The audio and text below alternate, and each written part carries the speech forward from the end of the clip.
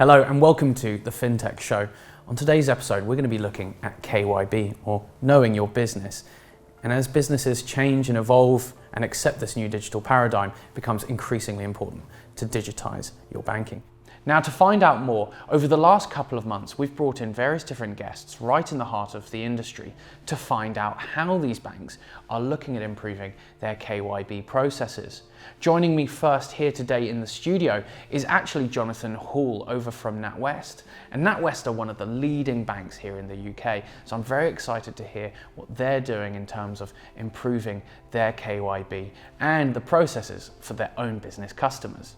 We also went to visit Hals Lonas, the CTO of Trulioo. And Trulioo are one of the world-leading identity verification providers for institutions around the world. And a couple of weeks ago, we also had Kavin Mistry from TSB join us here in the studio. Now, TSB are one of the leading institutions in Europe, so I'm very excited to hear what their perspective has been in improving KYB and KYC for millions of their customers too. Now, without further ado, let's get into it. Jonathan, how are you doing here today? Oh, really well. Thanks for having me. It's an absolute pleasure. And Jonathan, I've got to ask, could you tell our audience a bit more about yourself, your role, and what you've been working at Natwest? Yeah, I'd be delighted. So I head up the digital function in the commercial bank at Natwest Group. Our purpose is to help people, families and businesses thrive. I'm accountable for all the digital channels and propositions to which we distribute our products and services to our customers. That happen to be 1 in 4 in the UK, so quite a responsibility. That's absolutely incredible, and with such an important responsibility, I imagine you're having to look, especially after the last 2 years, at how you reevaluate and how you look at removing some of the pain points that have been traditionally in business banking. So with that in mind, to set the scene, what have been some of the friction points that business customers have typically faced with every bank when looking at onboarding? Yeah, I think there's one big one, if I'm honest, and that's how you balance the need to deliver a really good, enduring experience for customers with the complex requirements of the regulatory environment, and how you bring those two things together to make sure that you get that right for customers. That is the single biggest friction point that onboarding customers face. Kavin, before we kick off, maybe we could do a brief introduction to our audience. Could you tell us a bit about yourself, your job role, and your organisation, please? Yeah, no worries. So, Kavin Mistry. I look after digital marketing and customer relationship management for TSB. And for me, in terms of what my role in making that happen for our customers is, in a nutshell, to say that we want to provide the best digital experience for our customers in this modern age. Yes. So I'm interested in seeing what some of the friction points are for an organisation of your size when it comes to onboarding your customers. Yeah, well, I mean, we think about this in two different ways. Now, I actually think a lot of it is about protecting the customer and helping customers navigate what can be quite a complex landscape. So the first piece from a friction point of view is just allowing the customer to have all the information at their disposal in order to make an informed decision on which product they would like to go for. So we do like to make it very clear and very intuitive so that the customer can make that choice in terms of what is the right product that suits them. I think the second thing then is obviously navigating an onboarding journey historically can be quite cumbersome, and actually making a very intuitive experience using a lot of research to inform our design, to make that as slick and easy as possible. Then there are a couple of other bits that customers in particular find quite challenging and maybe daunting. I think the first one is around the KYC and ID&V process, so how we verify the customer's identity. So we provide very, very clear instructions and allow for feedback loops through that part of the experience so that the customer doesn't make a mistake, and actually they can get the decision as pretty much instantaneously, as quick as possible, with zero friction. Wow. And then I think the other bit that customers do find a little bit daunting is just around credit decisioning. So just providing very clear instructions about what we are actually doing at our end and how that can affect the customer before we make a decision for them. Hal, thank you so much for joining us here today on the Fintech Show. Could you give our audience a bit of a background on yourself and your organization, please? Yeah, I'm CTO at Trulioo. My name is Hal Lonas. I head up the technology organization at Trulioo. Trulioo is the world-leading identity verification business. We have a platform called Global Gateway. We operate globally, which is really different than a lot of other companies in this space. So really, truly global in nature. People come to us to solve their toughest problems. And what are the opportunities that digital onboarding presents to large-scale FIs when onboarding new business customers? Yeah, we're really seeing that as well. So every business wants to go digital now. They're really investing in it. I think everyone's at a different stage in that journey, but part of going digital means that you don't have these business borders that prevent you from doing business, say in another country or another geography or around the world.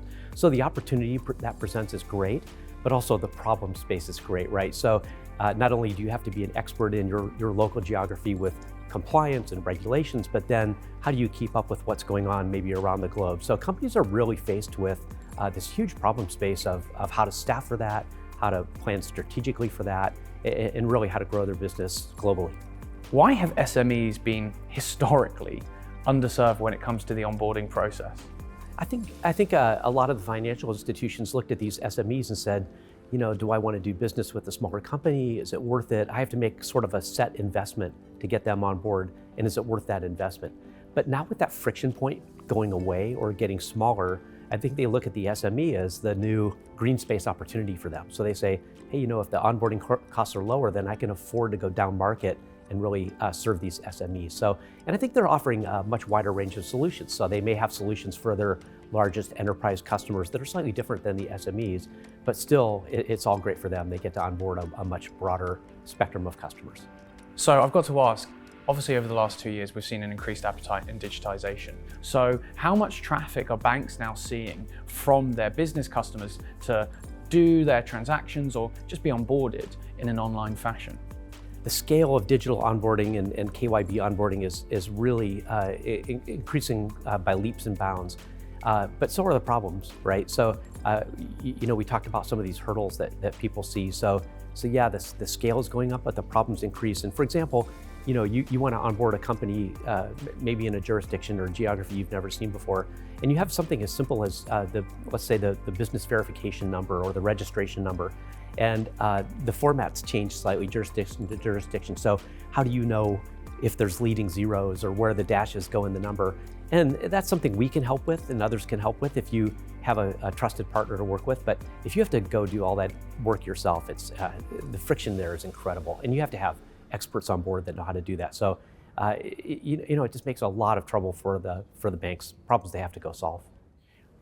Has it always been the case where businesses have always looked to onboard themselves digitally? How much of your traffic is now coming through digital channels? Yeah, so we've always had a very strong presence digitally to onboard customers. So the lion's share of our customers, 98% of our customers, start their application digitally. But we are a full service bank. I look after both startups all the way through to large corporates. So as the needs of those businesses become more complex, they may start digitally, but of course then we have to intervene and service those needs remotely. I think banks, financial institutions are constantly striking a balance between making it very, very easy to onboard customers and yet getting enough information that they can be assured that the customer is who they say they are. They're not a criminal or a money launderer, or that they've completed the compliance. So there's a little bit of a tightrope we're all walking as far as that goes. The pandemic has really shifted customers and general population trends in terms of how they choose to live their daily lives. And I think banking is not immune from that impact.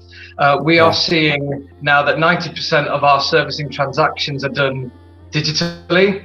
We are also finding that over 75% of our new product sales are coming digitally. And of that, there is a kind of minor shift as well towards mobile.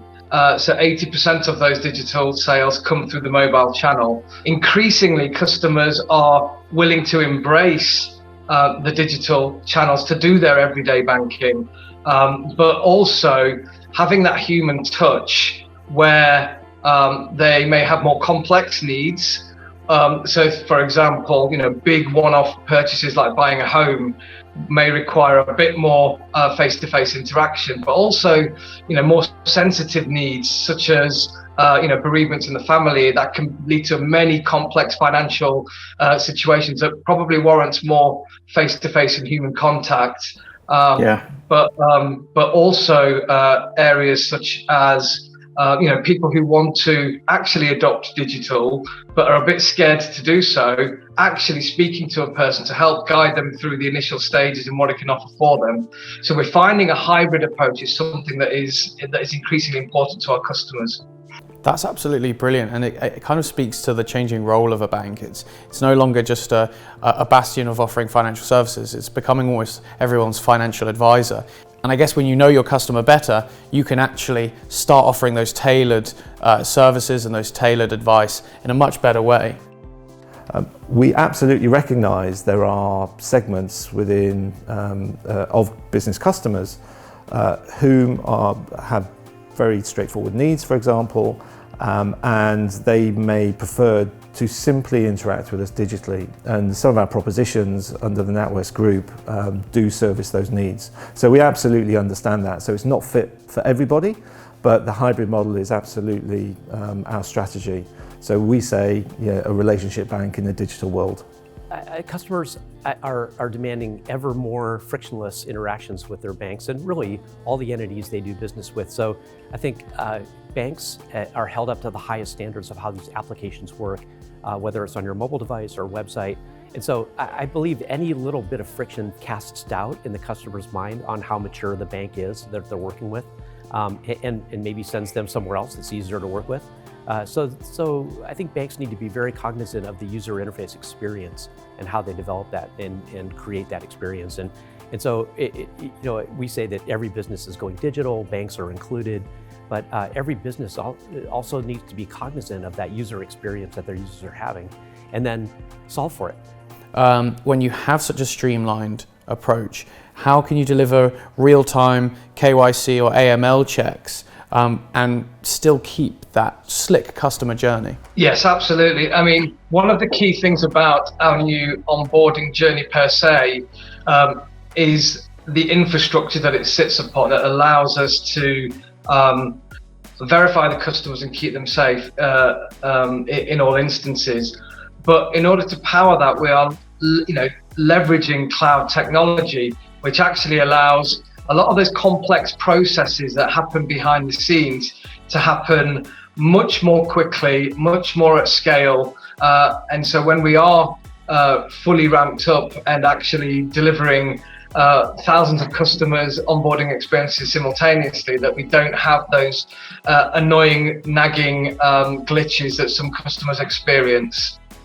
Now, the FCA have announced that recently that some of the challenger banks haven't been up to scratch when it comes to their onboarding processes, especially when it comes to KYB and KYC. Now, institutions at your scale have very different options and different challenges. How do you look at NatWest to embrace that scale, to embrace that hybrid working, but also continue to enable you have the best of services in the digital world? Yeah. So I think all the incumbent banks, we've all lived in a highly regulated world for many, many years. And so we're very used to taking any new forms of regulation and making sure we meet those regulatory compliance needs as quickly and most efficiently as we possibly can.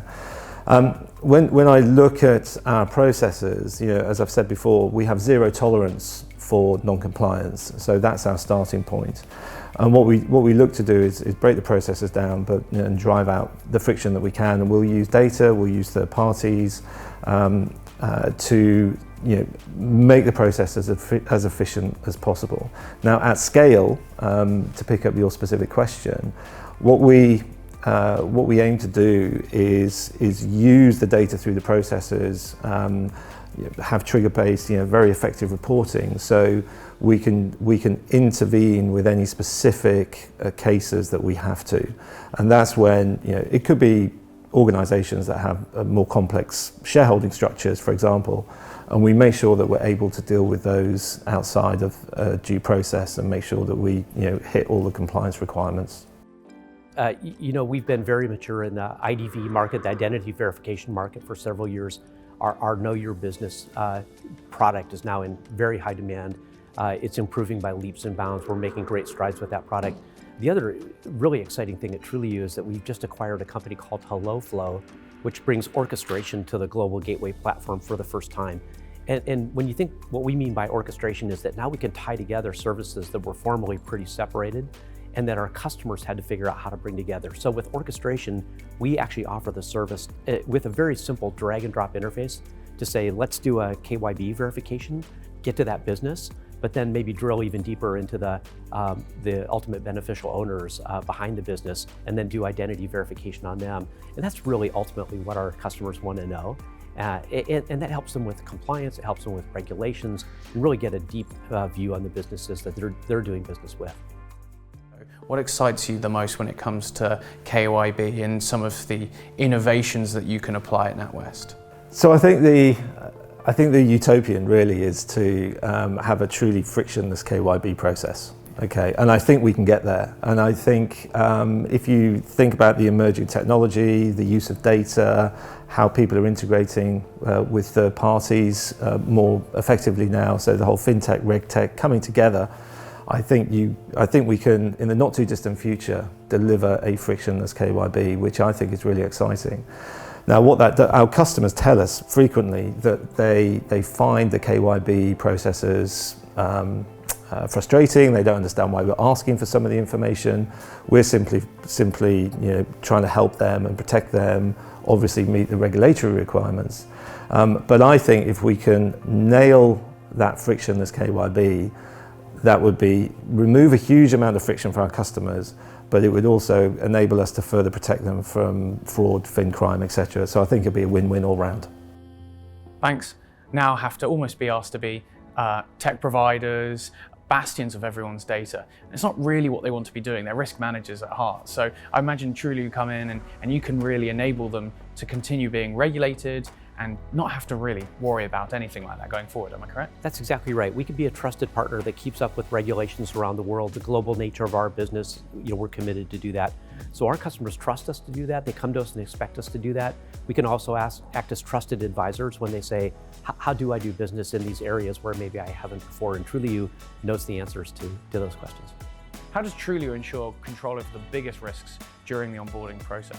So Trulioo enables that by providing first of all, low-level APIs to get at the information you need, plus the higher level orchestration now with the advent of the orchestration capability on the global gateway platform to put that all together.